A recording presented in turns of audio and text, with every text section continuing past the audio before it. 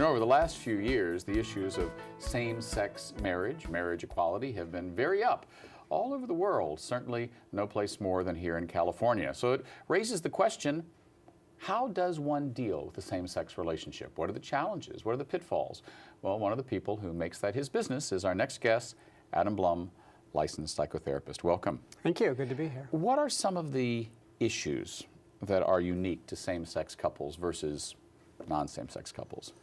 I think one thing that comes up for gay men, unlike other couples, is this issue of open relationships. Mm-hmm. About half of gay men are in open relationships.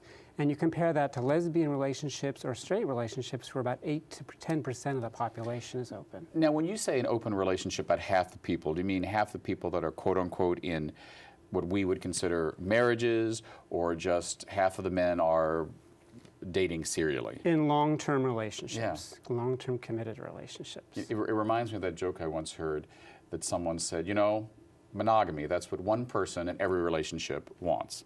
Do you think that's true? Or, I mean, my question is in a serious way, is an open relationship something that is usually come to, in your experience, as the decision of both members of the relationship, or because one part of the couple is pushing for it? Well, I think it's really important that both members are on board. What doesn't work if one member says they're into it to please the other and they're not really. And I see a lot of gay men feel pressure, especially in certain parts of, depends what community you're in, but certain parts of an urban culture, some gay men feel like they're not cool or they're uptight because they don't want an open relationship. And that's heartbreaking to see. Now, what do you mean by different segments of the population? Talking about maybe younger couples want open relationships versus older couples don't, or are we talking about a certain economic demographic or a certain community?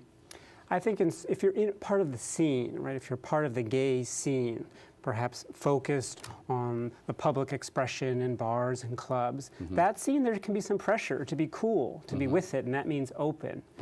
And that doesn't work. That works for half the population, but for the half the other population, they're looking for monogamy. Right. So now talk to me a little bit about your practice, how you came to have a practice that specializes in same-sex relationships, correct? Yes. And what were the challenges for you when you started this practice? Well, for me, it's been a coming out process myself to be really, really out there as a gay man serving other gay men. So at the beginning it was a bit of a leap. I had to take that next step to be public, to be on television talking about gay culture and gay relationships. So that was a bit of a leap for me, but it's my passion. I've always wanted to be a therapist. I wanted to be a therapist when I was a little kid. And since I've been in a long-term gay relationship myself, it's something I've lived. I've lived the issues of being a gay man. I feel like I have more to contribute to the gay population. Right, so how long have you been in your relationship? 25 years. And are you married? I am married, yes. And when did you get married? It was 2008, that first cycle. You were in that little window like my husband and I were. Yeah. And who's your therapist? Is it you, or is it your husband, or is it somebody else? Well, years ago I had my own therapist. Every good therapist needs a good therapist. Right. Yeah. And what have been your challenges as a couple that's been together for 25 years? You know what? For me personally, it's been pretty easy. But I don't think that everybody finds that to be the case. Primarily, it's because I have learned over my lifetime good communication skills. And that's key. Yeah. So you don't think there's any one type of relationship that works for every couple? Like you wouldn't say, I think open relationships are better, or monogamy is better, or not getting married is better? Absolutely not. It's everyone has to find their own path of what works for them. Absolutely. What do you say to people who say, and I've heard it, guests on this show, people in the community, who say, oh, all this same-sex marriage stuff, it's nothing but assimilation? I don't agree. I think we all need to have a place to live the life we want to live. And for many of us, it's a long-term relationship that creates safety in our lives. Not everybody, but for those who want it, let's have the option. That's what I believe. Now, you said that more, in your experience, gay men are open to open relationships in their long-term committed relationships versus for lesbians. But I imagine you do have clients, they're lesbian couples that have an open relationship. How do those open relationships differ from men? I mean, let's just be serious. We all know, in one sense, it's just easier for gay men to express themselves sexually. We live in a male-dominated culture. It's, you know, I remember when I was young and single, having sex as a young gay man in San Francisco wasn't that difficult. Do you think it's more of a challenge for lesbian couples to have an open relationship? The challenges are the same for everybody. How do we enter into a sexual relationship and not hurt each other? And what I see in my practice, because I'm dealing with people who are struggling, is the pain that can be caused when we don't take care of each other's feelings around sexuality.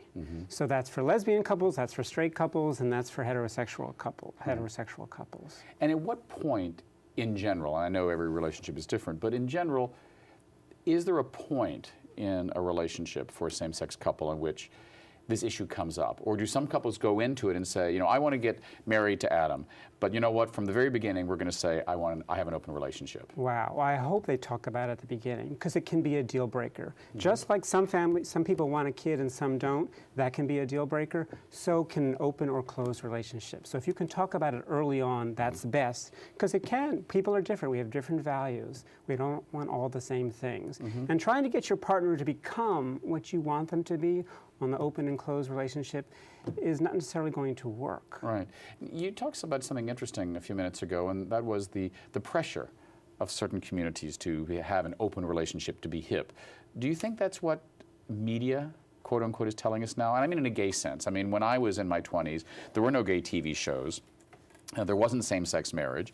There were, well, in all 50 states, there were laws prohibiting same-sex community, same-sex expressions of sexuality. I mean, we weren't having these sort of discussions. So in a sense, everything was in the closet. And now, everywhere you look, the love that used to dare not speak its name never seems to shut up. What does that say to us as gay men? Does it say that we have to be more sexual, even in our relationships, than straight people? I hope not. I think we're really trying to preach here today that we all have choices to make on our own, whatever is best for each one of us. What have you learned as a therapist about your own married life from your years working now with other gay men? The essential important part is staying connected, staying in touch with your partner. How I do it in my relationship is we have check-in every single night. We're checking in with each other. How are we doing? How are we doing as a couple? And so many couples, I think, fall to this automatic status where we don't really talk about the relationship. We just sort of go through it and hope everything's going to be okay. I don't think that's very successful in the long term. We really have to learn to process what's happening, because ultimately we will hurt our partner unintentionally. But almost every week, in a small way, we may unintentionally hurt our partner's feelings. Well, talk to me about that a little bit. What do you mean, like unintentionally every week we may hurt our partner? Well, we might say something with a tone that they don't like. Or we may forget to do something like we said we're going to pick up something and we didn't. Well, that can hurt someone's feelings. Maybe they take it, oh, you're not really thinking about me because you forgot. That's not true. The reason you forgot is you were stressed out and busy at work. But how it comes inside for that person is, oh, you don't care about me. You're not thinking about me. Sometimes that happens. Do you think the whole push for same-sex marriage has been stressful on gay couples? I mean, I for instance, know of several gay couples, men, who've been together for many years, and I just assumed that once it was legal to get married, they would. And they're like, no, we don't want to get married.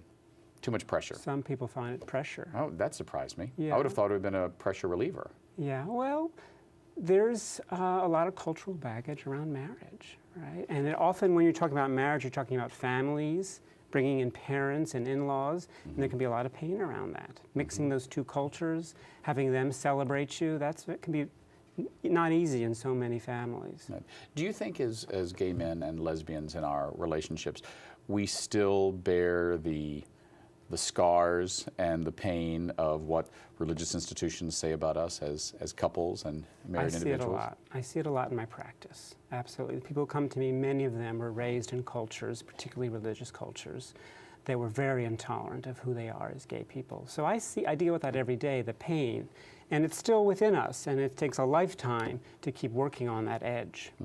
You know, I believe, and correct me if I'm wrong, that it was 1976 that finally the AMA, the American Medical Association, took homosexuality off the list of disorders, correct? Yes. Nowadays, do you find that you have colleagues, psychotherapists, psychologists, psychiatrists, all across the spectrum, gay, non-gay, that deal with these issues from the same perspective?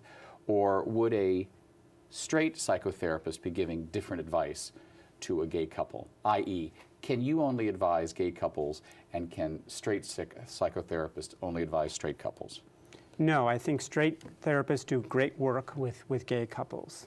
You have to pick and choose to make sure that your therapist has done some consciousness raising around this issue. What do you think is the biggest misperception about same-sex relationships, both from inside and outside the relationship? Well, I think in terms of this issue about open relationships, which are so prevalent, I think gay people as well as straight people might think, oh, it's just kind of easy.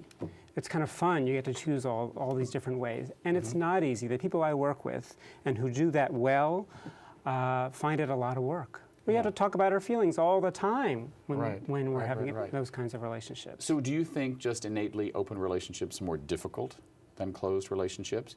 And is it a spectrum?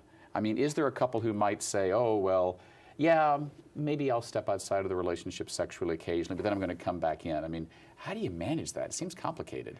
I mean, monogamy may be stifling, but I mean, at least it's a roadmap. Right.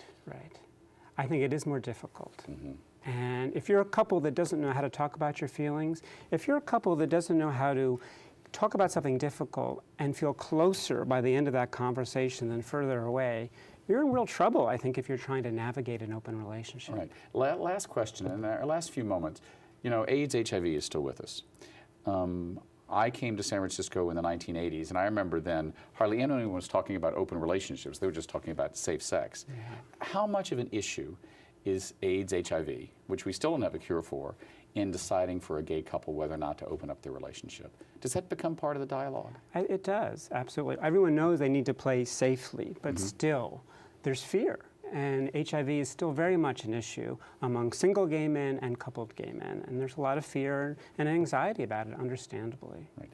In closing, if someone wants to learn more about your practice or about the difficulties of starting or managing an open relationship, where can they go online to learn more? They can look at my website, gaytherapist-sanfrancisco.com. Thanks very much. We've been speaking with gay therapist Adam Blum. Next up, we're going to speak with John Dennis of the San Francisco Department of Public Works about the historic redo of Castro Street right here. We'll be right back.